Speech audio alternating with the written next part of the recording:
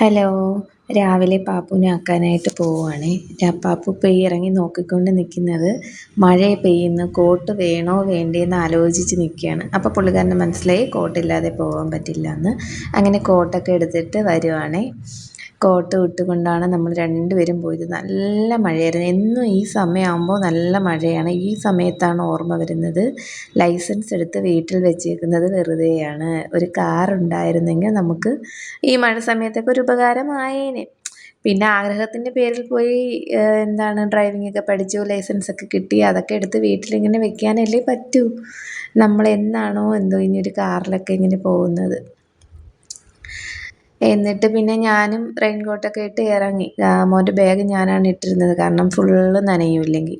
അങ്ങനെ അവരാണ് എനിക്ക് വീഡിയോ എടുത്ത് തരുന്നത്. അങ്ങനെ റെയിൻ കോട്ടൊക്കെ ഇട്ട് നമ്മൾ രണ്ടുപേരും ഇറങ്ങി. നല്ല മഴയായിരുന്നു. പക്ഷേ മഴയത്ത് പോവാനൊക്കെ നല്ല അടിപൊളിയാണ്. പക്ഷേ ഒരു കാര്യം എന്ന് പറഞ്ഞാൽ ഞാൻ പോകുമ്പോൾ ഇങ്ങനെ എൻ്റെ മുഖത്ത് വെള്ളം വന്ന് വീഴും കേട്ടോ. അത് ഭയങ്കര വേദനയും കൂടിയാണ്. നമ്മളെ റോഡൊക്കെ പിന്നെ അടിപൊളിയാണ്. കുറച്ച് സ്ഥലം ടാറ്, കുറച്ച് സ്ഥലം അല്ലാതൊക്കെ കിടക്കുന്ന റോഡാണ്. അത് എൻ്റെ അനിയത്തിയുടെ മക്കളാണ്. ഇതാണ് എൻ്റെ അനിയത്തി. വീഡിയോ എടുക്കരുതെന്നാണ് പറയുന്നത് കേട്ടോ. എല്ലാവർക്കും ഭയങ്കര ചമ്മലാണ്. ഇതാണ് നമ്മുടെ മോളാണേ.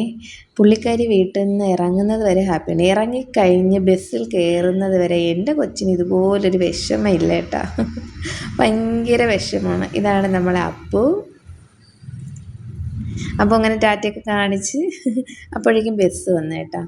അങ്ങനെ ബസ് വന്ന ഉടനെ പാപ്പു നേരെ അങ്ങ് മഴയത്ത് അങ്ങ് പോവുകയാണ്. പിന്നെ ഞാനും പോയി. അത് കഴിഞ്ഞിട്ട് അനിയത്തിയും ഞാനും കൂടെ ഈ ചന്തയിലോട്ടാണ് വന്നത്. അപ്പോൾ നിങ്ങൾ വിചാരിക്കും നമ്മൾ മീൻ വാങ്ങാൻ വന്നതാണെന്ന്. പക്ഷേ അല്ല, മീൻ കാണാൻ വന്നതാണ്. അങ്ങനെ വന്ന് മീനൊക്കെ കണ്ട് വേളപ്പാരൊക്കെ ഇപ്പോഴും ഉണ്ട് കേട്ടോ. അങ്ങോട്ടൊന്നും കൊണ്ടുവരാറേ ഇല്ല. അപ്പം അത് അന്യാധീനപ്പെട്ട് പോയോ ഇല്ലയെന്ന് നമുക്കറിയണമല്ലോ. അങ്ങനെ വന്നപ്പോൾ സംഭവം എല്ലാ മീനുമൊക്കെ ഉണ്ട്. ഇവിടെ വന്നപ്പോഴാണ് എനിക്കൊരു കാര്യം മനസ്സിലായത്. വീട്ടിൻ്റെ പ്രമാണം നമുക്ക് ഉണ്ടായിരുന്നെങ്കിൽ ഇതിലേതെങ്കിലും ഒന്ന് വാങ്ങിക്കൊണ്ട് പോകാമായിരുന്നു എന്നുള്ളത്. വീട്ടിൻ്റെ പ്രമാണം നമുക്ക് സ്വന്തമായിട്ട് ഇല്ലാത്തടത്തോളം കാലം നമുക്കിതൊന്നും വാങ്ങാൻ പറ്റത്തില്ല. ഇപ്പോഴത്തെ വില. പിന്നെ അവരെയും കുറ്റം പറഞ്ഞിട്ടൊന്നും കാര്യമില്ല. ഇത്രയും മഴയും കാര്യങ്ങളും ആകുമ്പോൾ വാങ്ങാൻ പറ്റില്ല. പിന്നെ അവിടെ നിന്ന് നമ്മൾ കുറച്ച് പച്ചക്കറിയൊക്കെ വാങ്ങാൻ പോയി കേട്ടോ.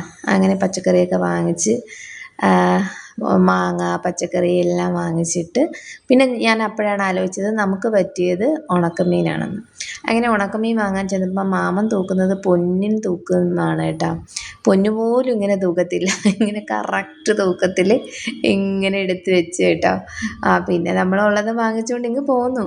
പിന്നെ മാങ്ങ വാങ്ങിച്ചിട്ട് നേരെ വീട്ടിലോട്ട് വന്നു.